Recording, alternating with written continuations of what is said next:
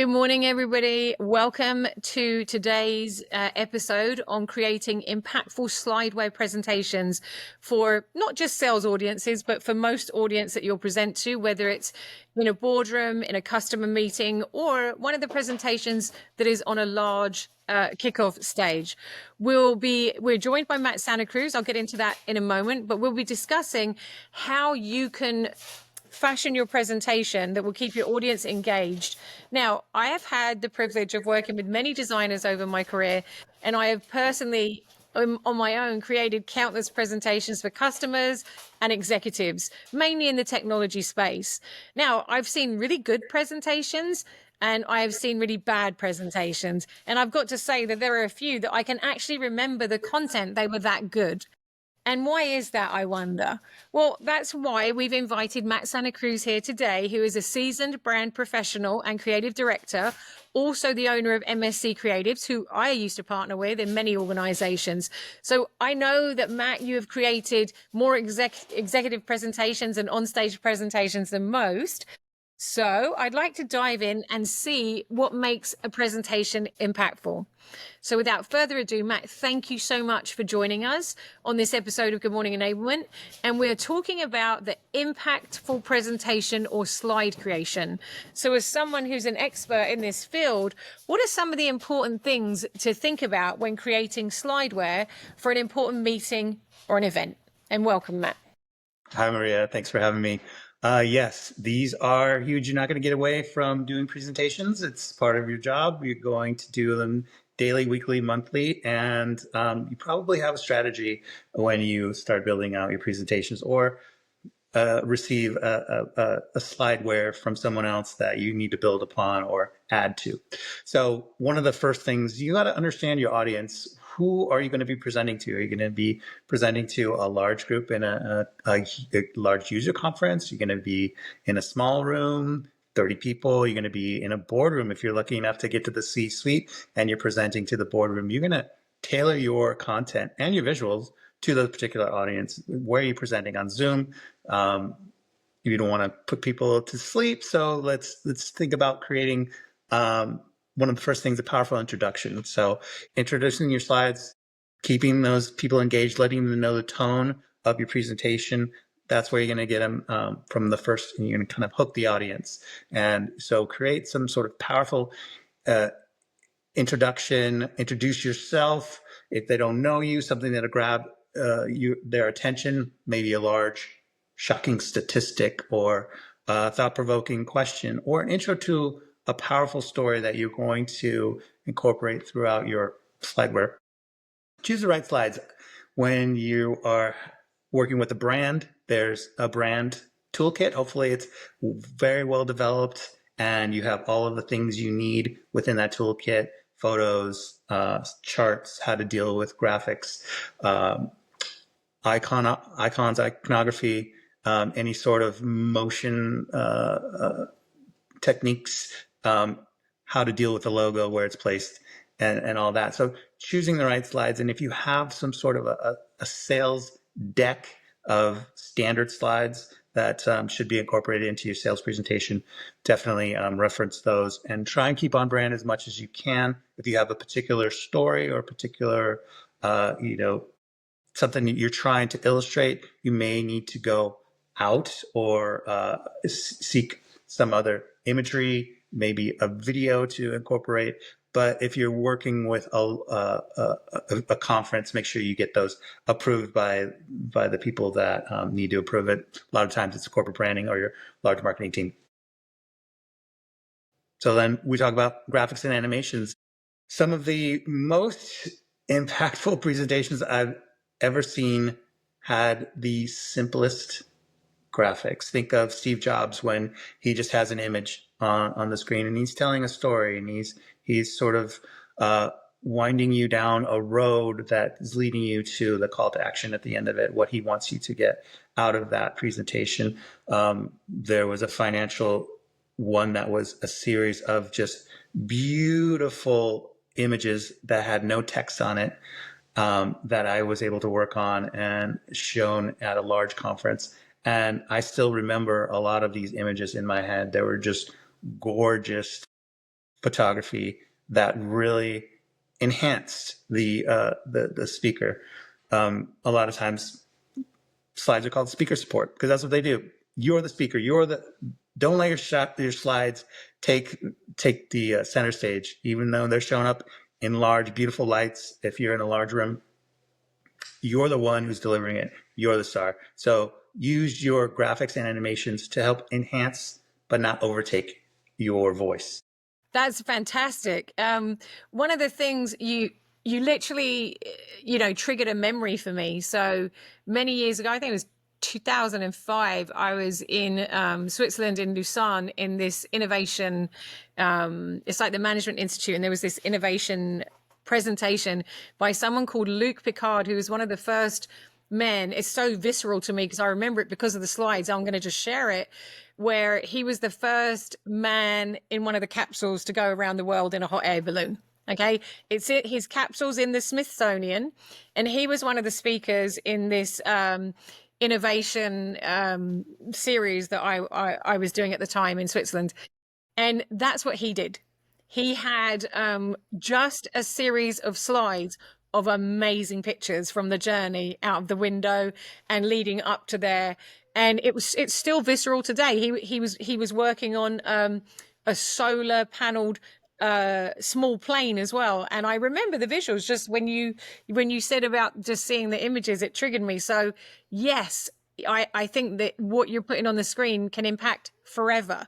It can have a visceral impact. So now, with that being said, more and more, especially today, like in today's workplace, if you will, I've learned that, when you're building the slideware, you should build your narrative into it. You build your story into it and take the viewer along a journey, as well as you still being the main focus. The slide's not the focus, it's a tool.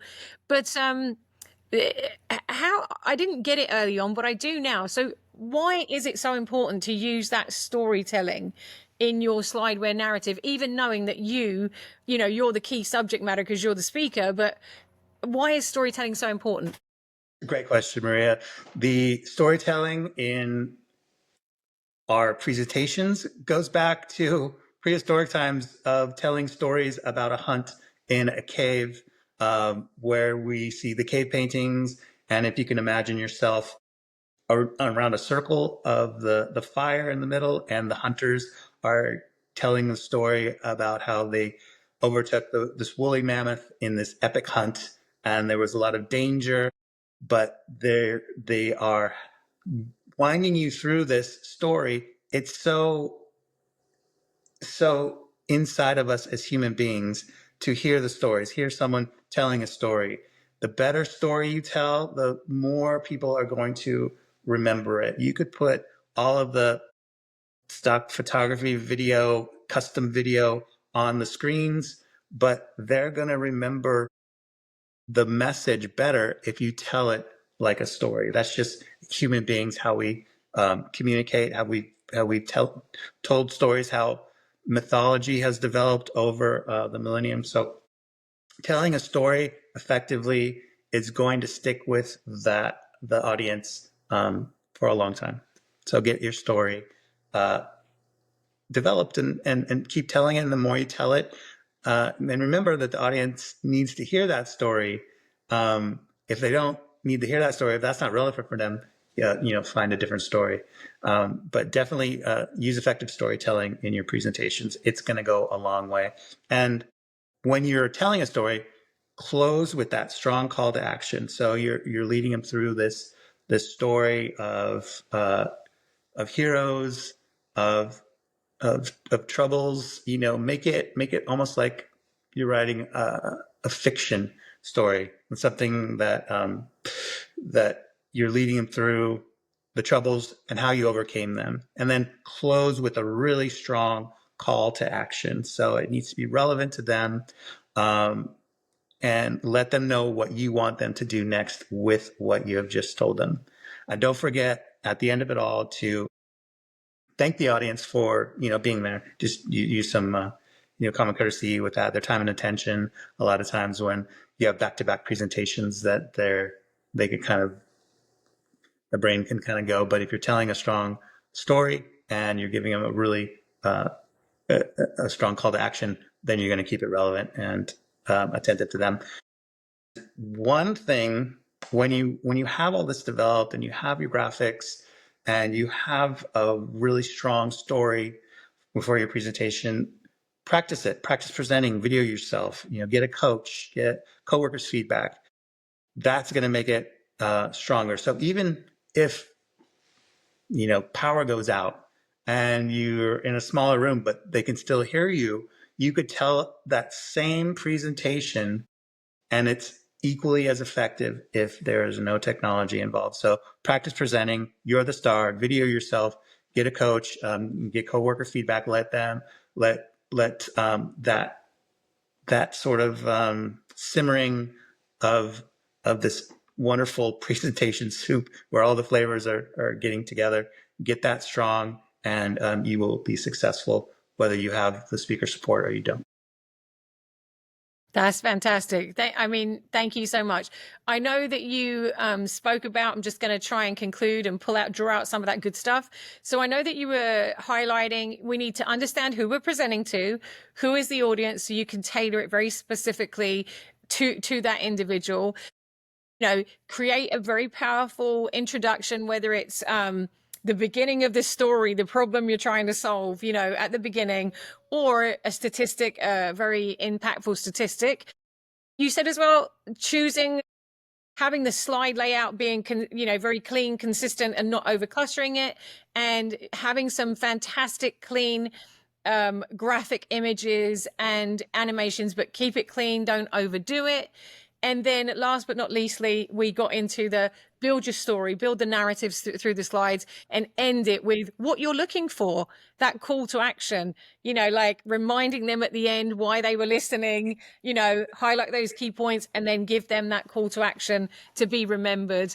And the most important thing, there's two important things for me that you said, which I think resonate well, which is number one, if you want to be awesome at it, rehearse it so that if you do have these unforeseen events, you can stand there and talk to it in audio and they can still hear you. You can stand there and talk to it with no slideware whatsoever, and it's still going to be as professional and impactful as if you didn't have the slides. Even though we're talking about impactful slides, being prepared is one of the best gifts you can give yourself when standing and delivering presentations. So Matt, any closing thoughts before we wind up this wonderful episode on creating impactful PowerPoint or slideware? I think having a strong message, having a great call to action, and being able to tell a story, all the other items are going to fall into place. Find that strength and then enhance it with the visual support, and you're going to be successful. That's fantastic. And I think in the infamous words of Coco Chanel, she said, once you have it all done, go back and maybe remove a couple of things because less is more. So thank you so much, Matt, for being with us on this journey of this episode, talking about creating impactful slideware presentations for any audience. And by following this guidance and tips from Matt, I'm sure you're going to create some wonderful things that will keep your audience engaged, motivated, and looking forward to hearing more about you. Good luck and happy presenting. And please, can you hit that like button, subscribe, tell your friends and your colleagues, and leave us comments and questions, and we'll respond to you. And if you want to get in touch with Matt, who can do it for you, or at least, coach you or build it for you, he's available through MSC Creatives, and that is in the description. And there's an email for him for Good Morning Enablement there if you want to reach out through there. We wish you a great rest of your week. Have a fantastic time. Thank you so much for watching. Thank you.